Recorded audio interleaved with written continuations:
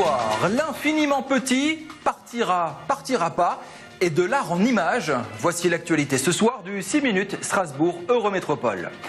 Je vous présente Titan Krius, le nouveau microscope électronique du Centre de biologie intégrative d'Illkirch-Grafenstaden. Je devrais plutôt dire THE microscope. L'appareil est unique en France, il n'est pour l'instant distribué qu'à 5 exemplaires dans le monde. La bête coûte 4 millions d'euros. Avec Titan, vous pouvez voir les gènes en 3 dimensions avec un niveau de précision révolutionnaire de l'ordre de l'atome. L'instrument est au cœur de ce nouveau complexe scientifique inauguré cet après-midi. Il fait partie de l'Institut de génétique et de biologie moléculaire et cellulaire. Le Centre de biologie intégrative a bénéficié d'un investissement de 26 millions d'euros. 70 personnes y travaillent. Donc il y a 2 aspects au niveau application, c'est les aspects de compréhension fondamentale des fonctions cellulaires, la régulation des gènes, la transcription notamment, la traduction, c'est 2 grandes étapes de régulation des gènes. Et après, il y a toutes les applications pharmaceutiques qui en découlent. À partir du moment où on arrive à comprendre les mécanismes moléculaires, on peut espérer aller vers des applications qui se font très naturellement. Il y a beaucoup de projets qui sont impliqués directement dans des études de cancer ou d'antibiotiques par exemple. Alors donc le microscope qu'on voit derrière nous, c'est un microscope haute résolution, très stable, très sensible, avec une caméra extrêmement sensible qui permet de détecter les électrons qui sont utilisés pour imager l'objet biologique de façon à aller jusqu'au niveau atomique, au niveau résolution. Toute la compréhension de la fonction vient de la compréhension de la structure en 3 dimensions. Et donc ça dépend de la résolution. Quand c'est flou, on ne peut pas conclure grand-chose, alors que si c'est très précis, ça devient plus précis au niveau interprétation. Ce type de microscope le permet.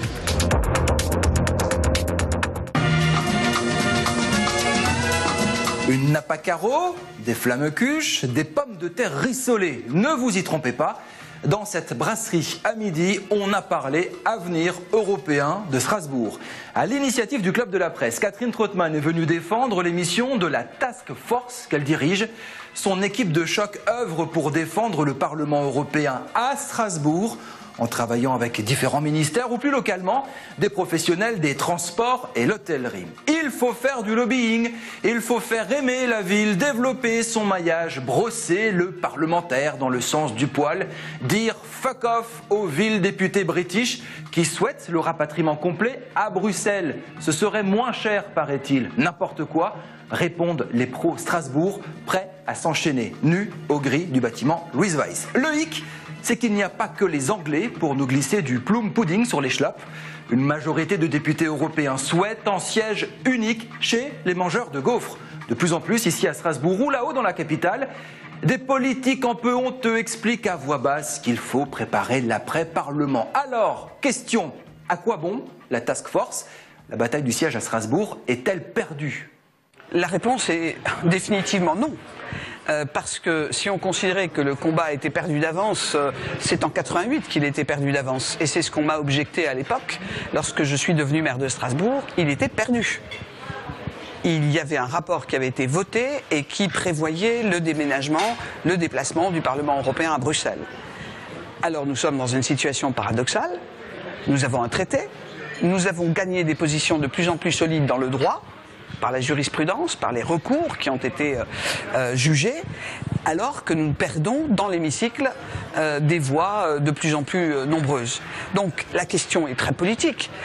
C'est de savoir aujourd'hui si le Parlement européen, c'est ce que revendiquent certains parlementaires, peut décider de son siège, ce qui serait un cas unique, car ce qu'un Parlement pourrait décider, un autre pourrait le changer, et c'est la raison pour laquelle dans les traités, il est établi que c'est à l'unanimité des gouvernements, des chefs d'État, des États membres, que le siège des institutions doit être fixé.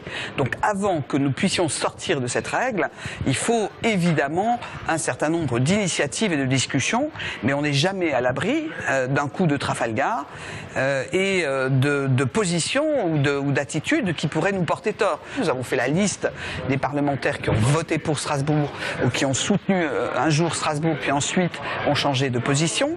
Il y a un travail qui va être entrepris aussi pour tous les nouveaux parlementaires de manière à ce qu'on ait, et puis les offres, par exemple les 30 000 mètres carrés constructibles réservés pour les institutions européennes, qui sont une opportunité pour le Parlement européen, qui doit répondre aujourd'hui à la demande des parlementaires d'avoir plus de locaux pour les députés et pour leurs assistants, et qui a besoin aussi de salles de réunion.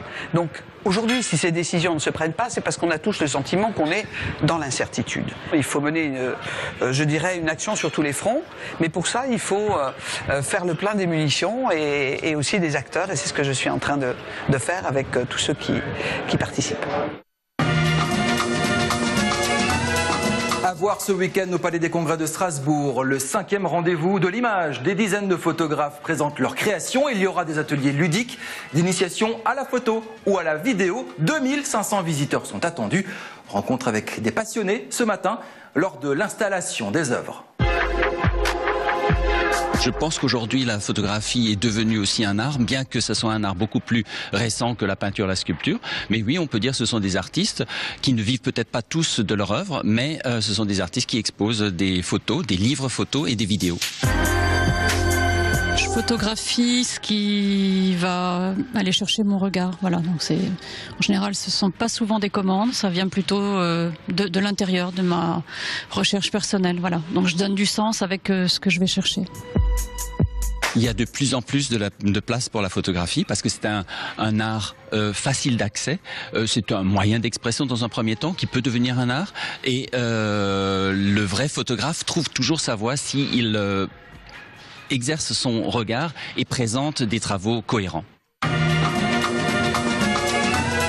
Cicero Métro pour commenter l'actualité sur notre compte Twitter. Lâchez-vous. Salut, à lundi.